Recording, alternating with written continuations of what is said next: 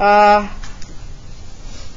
I'm looking at the first one. It says find the following information on the rational functions and graph, and then if there's none, write down. Okay. So basically they're asking us to find all the this is a rational function. The minute you see a numerator and denominator, it's a rational function. The minute you have to graph a rational functions have asymptotes, horizontal and vertical. That's the first step you need to do, and a hole or a slant asymptote. So those are the first things you have to do, because asymptotes guide your graph, because they have to hug the graph and not touch it. So without the asymptotes you won't be able to draw it. So for step number 1, fill in all of these. I think you'll be able to fill in all of this without my help. Let's go ahead and do it.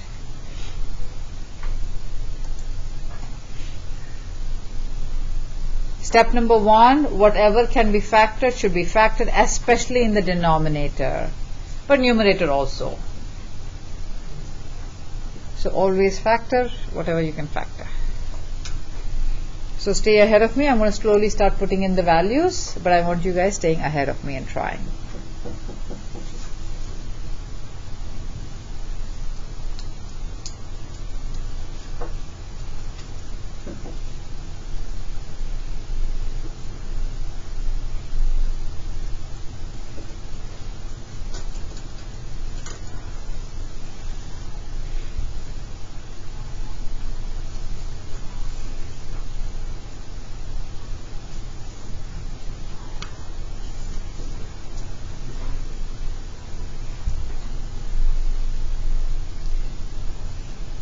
We have not done the x-intercept and the y-intercept, so let's just hold off on it. I'll do it with you. Let's do the other stuff. So skip B and C for now. If you've already done it, you figure out without my help, that's great. But if you haven't, just hold off on it. So everybody could factor the denominator and got the discontinuity at positive 3 and negative 2. Now figure out what kind of discontinuity it is.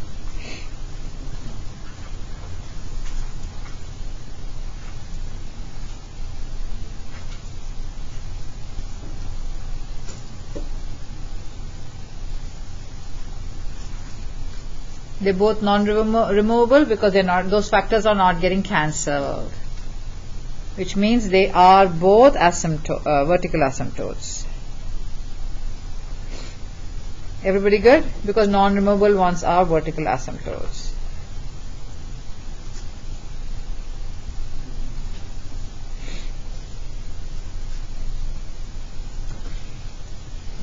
Can we all check our answers till F, except for the intercepts?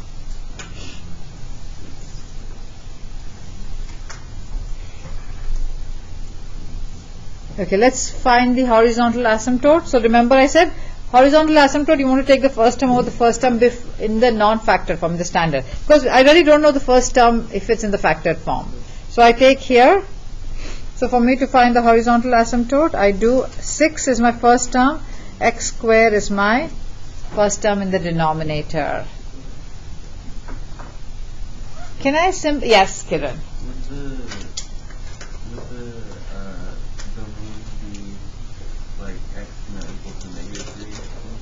No, so you take the opposite, because you're saying if x minus 3, so when you write it's like solving for x.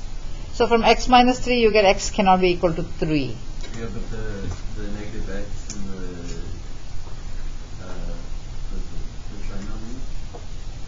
and the trinomial? When you're factoring, it's... Oh, is it negative? Am I wrong in the factoring?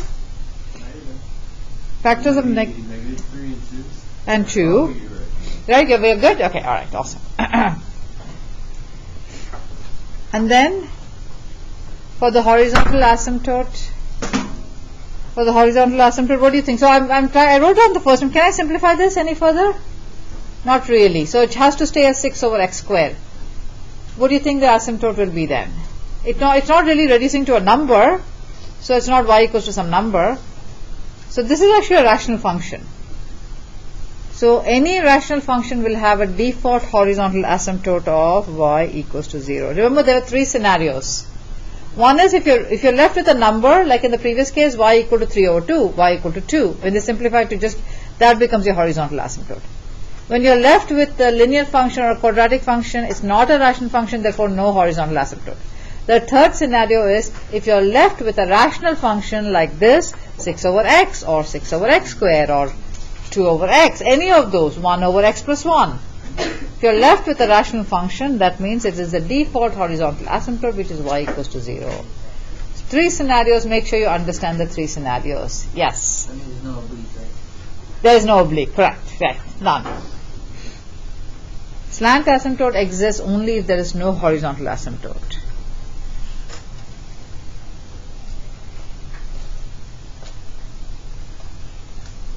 Okay, so the next thing I'm going to do is to find the x and the y intercept.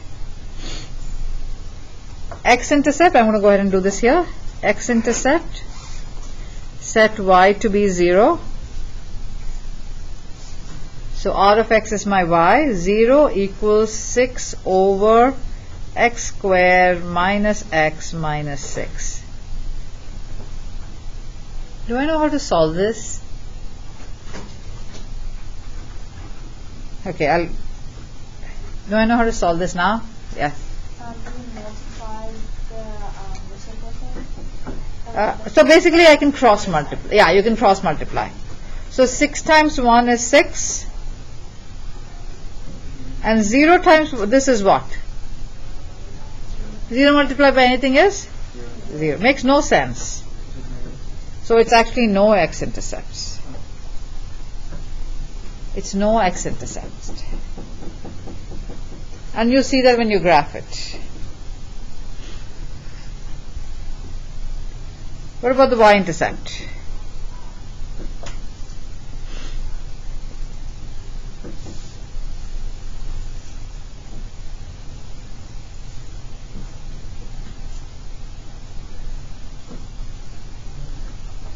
Zero minus 3 and 0 plus 2.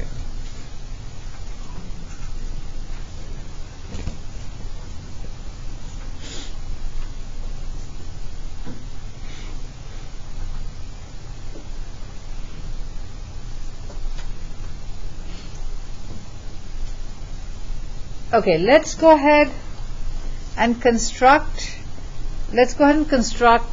at least the things that I know so far. I should be able to draw some sort of a sketch, and let's see if I can, I might need 1 or 2 more points. But let's go ahead and do that. So let's start with the vertical asymptotes. My vertical asymptotes are x equals to 3. So 1, 2, 3.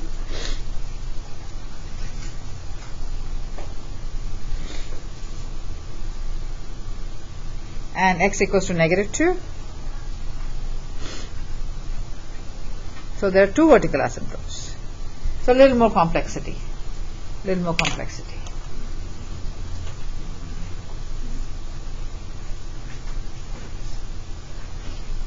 So horizontal asymptote, y equals to 0. Y equals to 0 is nothing but your x-axis.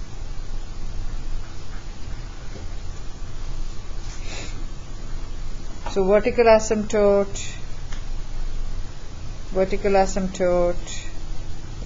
horizontal asymptote.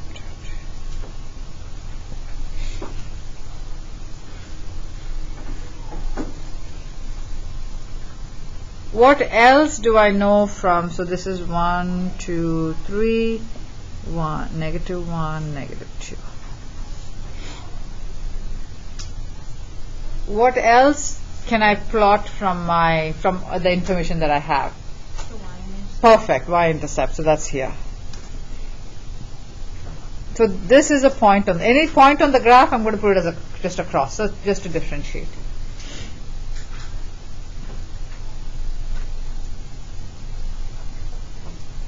So basically, remember your graph can never touch the horizontal asymptote. So I have some kind of idea as to how to draw. So now my graph is actually divided into 3 sections. Normally it's only into 2 sections of each side, and that each of them is 2. But here I have this side of the graph, the centerpiece of the graph, and the right side of the graph. The centerpiece alone has a coordinate. The centerpiece alone has a coordinate because of y-intercept. How do you think the centerpiece is going to be drawn if it has to hug the asymptote but not touch it. Basically, you want to draw it going towards the asymptote. Keep in mind it cannot cross the horizontal asymptote. One of you. Okay, go ahead, Penny. Oh, it's not, it was just a question that you said earlier. Uh-huh. Something you said earlier. Uh-huh. You said the graph can't ever touch the what? No. So your graph cannot touch the asymptotes. So these are my vertical asymptotes, so it can never cross it. It can only hug it. So Jay, to you. Do you have an idea as to how? Sorry? It will be like a parabola, exactly. The center will be like a parabola. You know why? From here, it has to basically go towards both it always has to go towards the asymptote. It cannot go up because going up would mean it's crossing the horizontal asymptote. It cannot. So for it to go towards this side of the asymptote, it cannot go up. It only has to go down, hugging the asymptote. On this side, it has to go down. Sorry, it has to go towards this asymptote. So always keep in mind your graph is going towards the asymptote and hugging it but not touching. It's basically always going towards trying to hug the asymptote. So that's the goal of the graph. So it wants to go towards the asymptote but gets close to it but cannot touch it. So it goes here and hugs it. So my centerpiece. But again, if you're in doubt, substitute the value. Say, look at x equals to 1. Look at x equals to 2 and where it comes. So if I substitute for x equals to 1 or 2, x equals to 1 is actually negative 1. It will actually come here. But anyway, we'll do that later. We'll do it for the near. So this is enough. But I have no idea on my right hand side and my left hand side of the asymptote where my graph is going to be. So for now I create my x and y table just for that. I need to take one value because remember my graph I can draw a graph in this section, I can draw a graph in this section, I can draw it in this section, so I need to know where to draw it. So I need to take, if I want to do my right hand side first, this section I need to take one value greater than 3. So let's take x equals to 4. And what's my equation? My equation is 6 over, you can either write it in the factored form or the standard form, either which way will allow you to calculate, doesn't matter.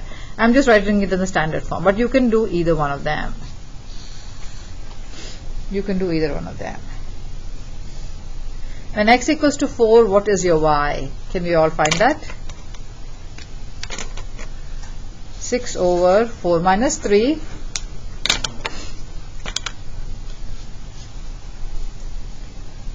4 plus 2.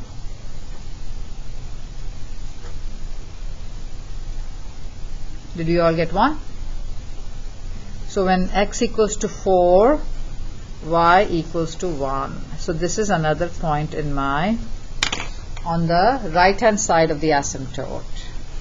On the right hand side of the asymptote. Do we want to take a shot? If I just have that point, is it enough for me to draw the right hand wing? What they call it is a wing. They call it a wing. Yes, right?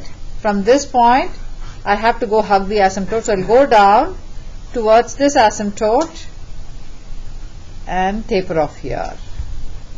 On this side, it will try to hug this side of the asymptote and get really close to it. So this is this side of my asymptote. I'd like you to take a point less than -2. I'm going to take -3. Find where it falls and draw your wing, that part of the that wing of the graph.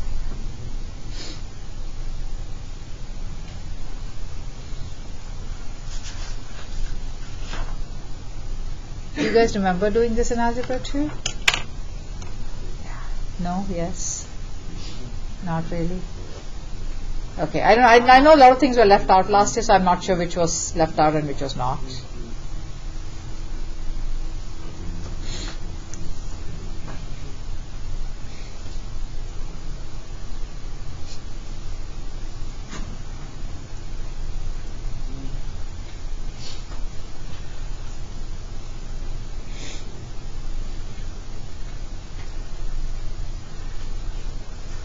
Oh, it's 1 again. So -3 is 1 again. It just happens to be, that may not always be the case. So your left side wing will also look very similar to the right side wing, meaning from this point, when you go down, it will hug the asymptote, and then it will have to continue on this side and hug this asymptote.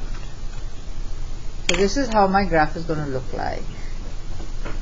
This is how my graph is going to look like.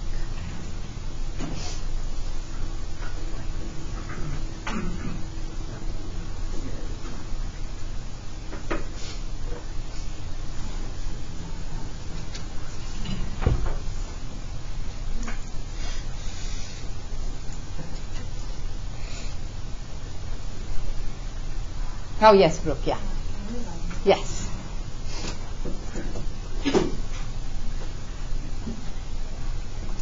Okay, now that we've done that, can we all quickly look at the limit questions? Just start and I'll help you do it.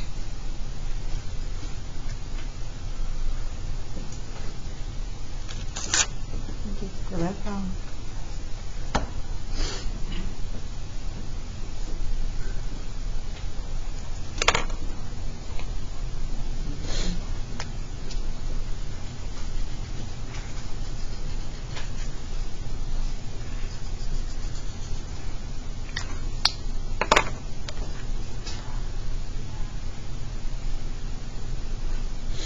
Okay, so limits stay ahead of me. I'm going to start putting up the answers, but I want you to think about it before you see what I'm writing.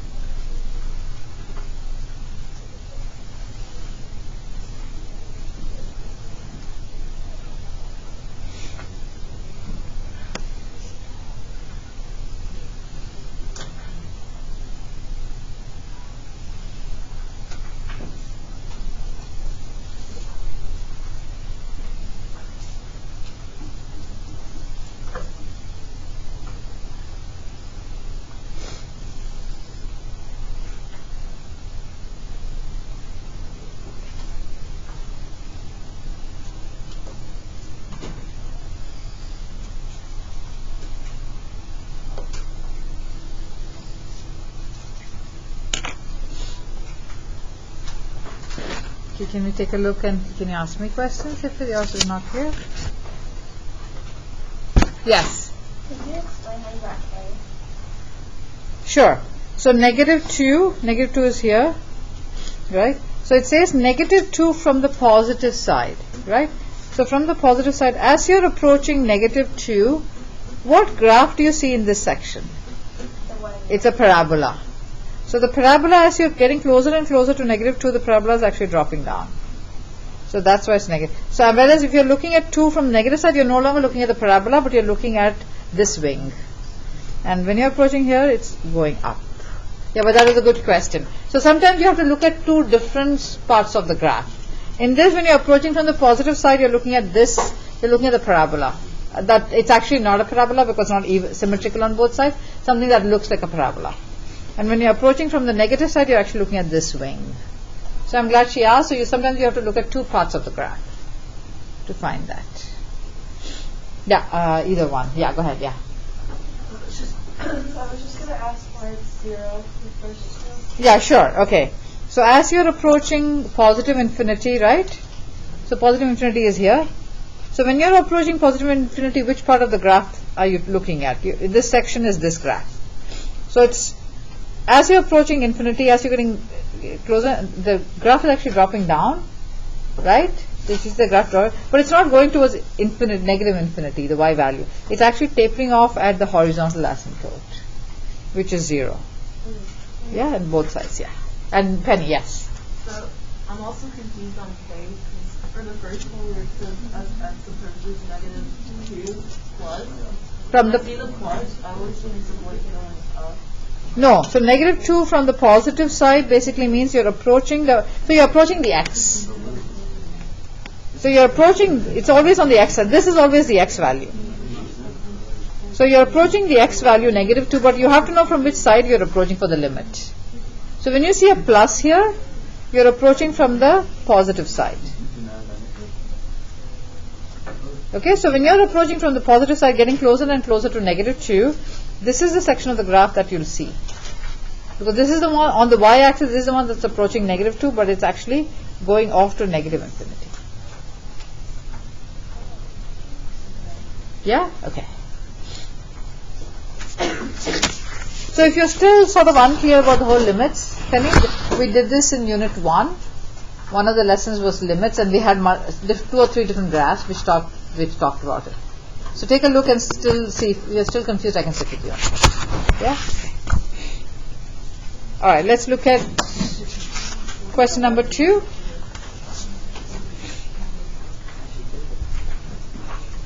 Okay, let's fill in all of this. Before we graph, let's fill in all of this.